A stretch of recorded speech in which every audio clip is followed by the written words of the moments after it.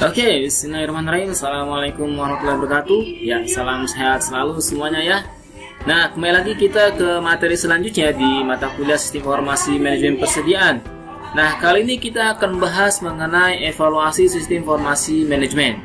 Ya, sebelumnya di awal sampai ke materi sebelumnya kita sudah banyak membahas apa itu Sistem Informasi Manajemen, terutama untuk bidang inventory atau persediaan.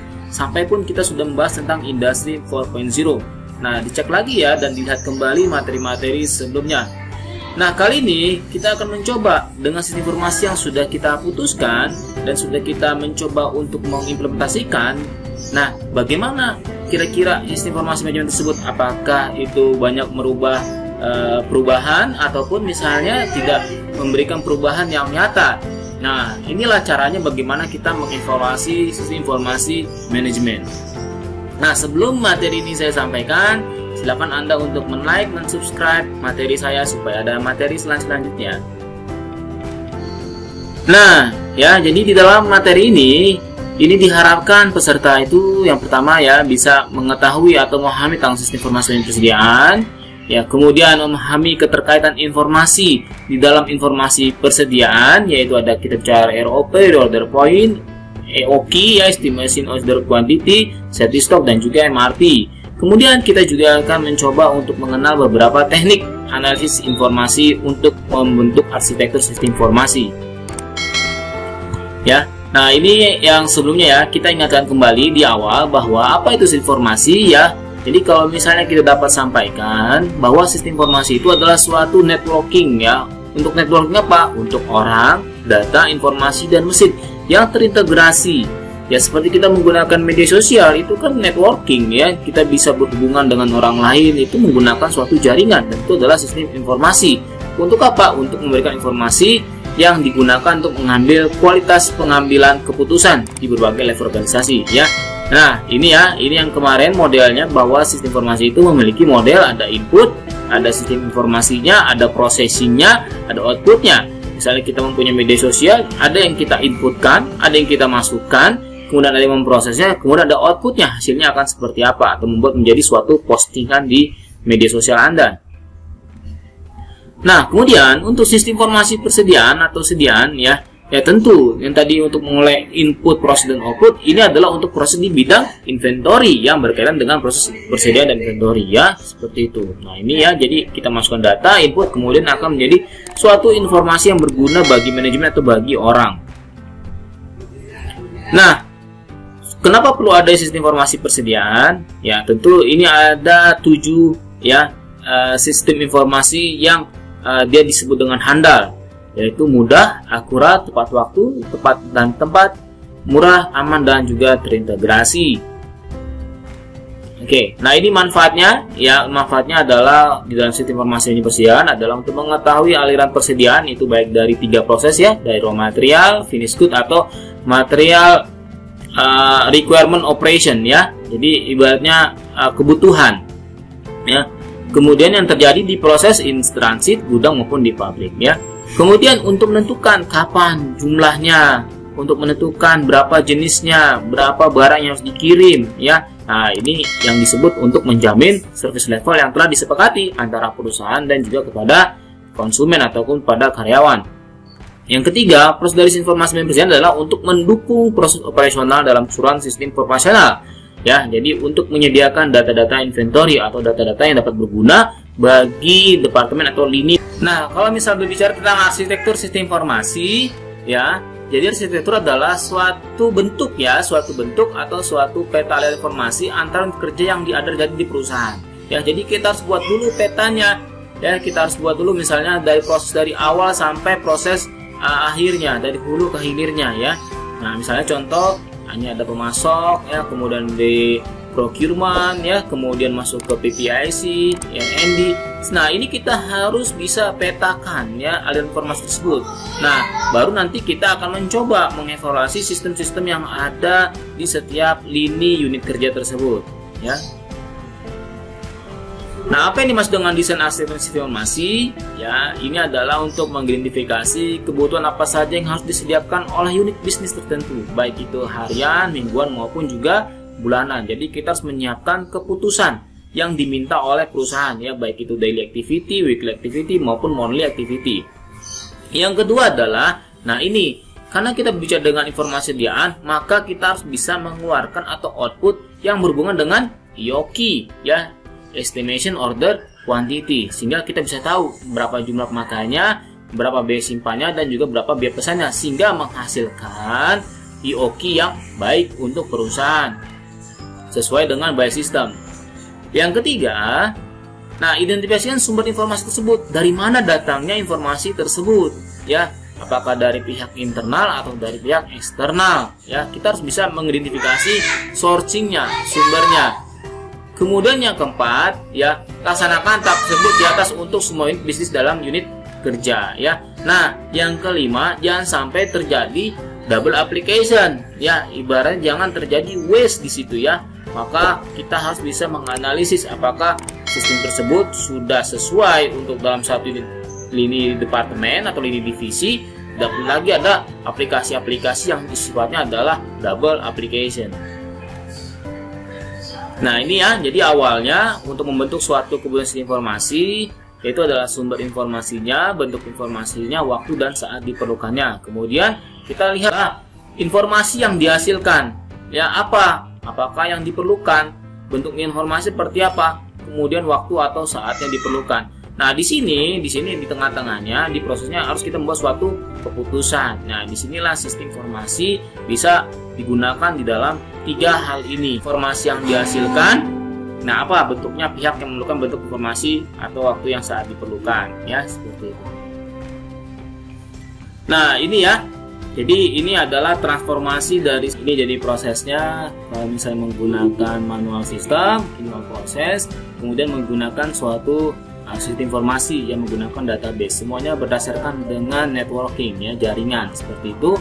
Nah ini yang terjadi di dalam suatu perusahaan Ford Motor ya, yang tadinya dia menggunakan manual sistem itu menggunakan 500 orang ya, yang menggunakan dia mentransformasi menggunakan sistem informasi, maka dia bisa mengurangi employee-nya menjadi 125 ya, seperti itu. Nah, untuk mengimplementasi teknologi informasi tentu ada beberapa hal yang harus dipertimbangkan. Yang pertama adalah kebutuhan perusahaan. Apakah perusahaan itu membutuhkan atau tidak ya? Kemudian juga kemampuan dari perusahaan tersebut, dari aplikasinya, dari softwarenya ya. Kemudian juga bagaimana bisnisnya. Kemudian komitmen perusahaannya terhadap untuk transformasi ke dalam sistem informasi, culture-nya bagaimana. Kemudian nah ini ya, hal bagaimana kalau misalnya terjadi pengurangan karyawan. Nah itu risikonya harus bisa diterima oleh perusahaan. Kemudian juga kemampuan dalam peran konsultannya. Nah ini siapa yang dipilih ya, siapa konsultan yang terbaik ya untuk menentukan implementasi sistem informasi, dan juga apakah perlu outsourcing ataupun bisa diimplementasi atau di-develop oleh sendiri. Nah, ini strategi implementasi teknologi informasi ya. Jadi ada beberapa tahap, ini sudah kita bahas sebelumnya. Ada cut off, dia langsung ganti ya.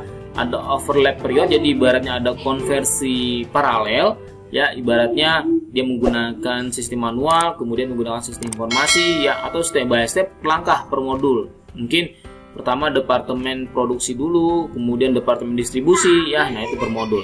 Atau pilot project, ini secara keseluruhan tapi percontohan di tempat tertentu. Nah nanti kalau misalnya berhasil, maka itu akan menjadi tempat sampelnya untuk mengimplementasi sistem informasi ya. Kemudian pertimbangan memilih strategi implementasi ya, kompleksitas sistemnya ya, waktunya, dan juga risiko yang akan dihadapi oleh perusahaan. Nah, beberapa pertimbangan dalam memiliki teknologi informasi ya. Yang pertama, harus sistem informasi itu mendukung proses bisnis perusahaan secara signifikan ya. Jadi harus mempunyai pengaruh yang cukup besar. Yang kedua adalah membantu menyelesaikan jumlah transaksi yang cukup besar ya. Jangan transaksi yang kecil-kecil. Kita ambil dulu transaksi yang besar yang tadinya dia menggunakan manual, sekarang menggunakan sistem ya. Kemudian juga harus mengurangi biaya operasional yang signifikan ya. Jadi kalau menggunakan sistem informasi, emang pertama investasi cukup besar, tapi nanti pada saat berjalan maka biaya operasional yang sering keluar rutin itu bisa dipangkas ya dengan menggunakan sistem informasi. Nah ini ya, Jadi kalau misalnya di dalam contoh sebagai di procurement ya, di pengadaan, mungkin informasi yang dibutuhkan adalah di internal forecast-nya ya, desainnya, perencanaan penilaian produksi, penilaian biaya, hukum kontrak, dan kualitasnya. Mungkin eksternal adalah situasi marketnya, ya, sumber pasokan, cara masuk, kanal pemasok, transportasi, distribusi, dan juga kompetitornya. Nah, ini contoh untuk kita mengadakan sistem informasi di bagian procurement, ya. Kemudian ya butuh data-data identitas barang, misal kode. Jadi dipetakan dulu ya, seperti di awal, maxmin, data historis ya. Nah, ini data-data ini harus kita mapping dulu supaya bisa untuk transformasikan ke ya. Kemudian, nah informasinya untuk siapa? Nah, tadi kan sudah datanya ya, udah ada inputnya. Nah, sekarang kita pikirkan outputnya. Outputnya itu bisa ke engineering ya, bisa ke produksi, ke legal, ke gudang, keuangan. Nah, kalau misalnya kita sudah tentukan mappingnya, inputnya dan outputnya, maka kita bisa membuat suatu keputusan bentuknya seperti apa, sistem informasi apa yang akan kita gunakan. Kita contoh bagian pengendalian sediaan ya, inventory. Informasi yang diperlukan ya, inputnya apa, outputnya apa, nah keputusannya apa, menggunakan sistem informasi bentuknya seperti apa ya. Jadi buatnya seperti ini. Jadi nanti gampang pada saat kita ingin membuat sistem informasi, kira-kira sistem informasi apa yang cocok, apakah kita develop sendiri atau kita men-outsourcing atau kita mencari sistem informasi perusahaan-perusahaan yang menjual sistem informasi untuk digunakan di perusahaan kita ya, atau di perusahaan tersebut. Ya, nah ini ya kalau misalnya dalam inventory ya, ini datanya, laju pemakaian bahan baku, spare partnya, kemudian order point-nya ya, masuk ke safety stock-nya, kemudian lead time, service level ya. Jadi harus dipetakan dulu ya, sehingga kita bisa tahu keputusan sistem informasinya seperti apa. Kemudian kalau misalnya dalam produksi atau di warehouse juga bisa ya, jadwal untuk produksi, jadwal sediaan, bill of material ya, ini MRP ya, material requirement planning, itu bisa dijadikan dalam suatu sistem informasi.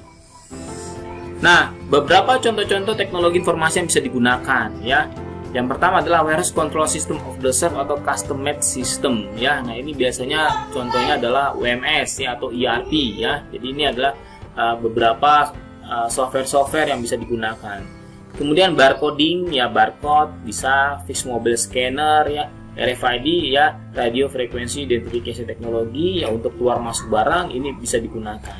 Namun tetap awalnya kita harus mapping dulu ya, seperti itu. Oke, nah ini untuk penggunaan RFID ya, mungkin sudah banyak mengetahui. Jadi ibaratnya tanpa ada sentuhan ya gitu, jadi tidak perlu data tersebut itu, dia menggunakan signal ya. Jadi data barang masuk, kita bisa tracking, bisa ada GPS ya, komunikasi, kita bisa tahu posisi truk kita di mana. Nah, ini misalnya server-servernya ya gitu. Dan menggunakan juga mobile phone, macam-macam seperti itu.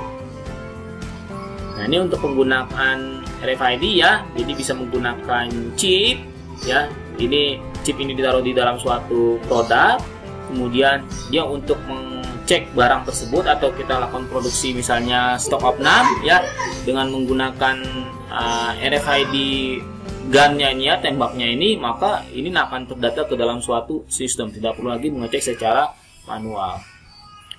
Oke, itu saja materi kita di evaluasi sistem informasi manajemen persediaan. Sampai ketemu di kesempatan selanjutnya. Salam sehat selalu, salam industri. Wassalamualaikum warahmatullahi wabarakatuh.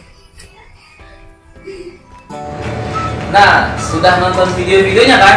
Sekarang tinggal Anda men-like, men-subscribe, dan men-komen video-video yang sudah saya tampilkan.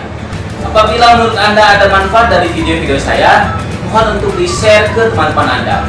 Oke, sampai di sini. Salam industri. Assalamualaikum warahmatullahi wabarakatuh.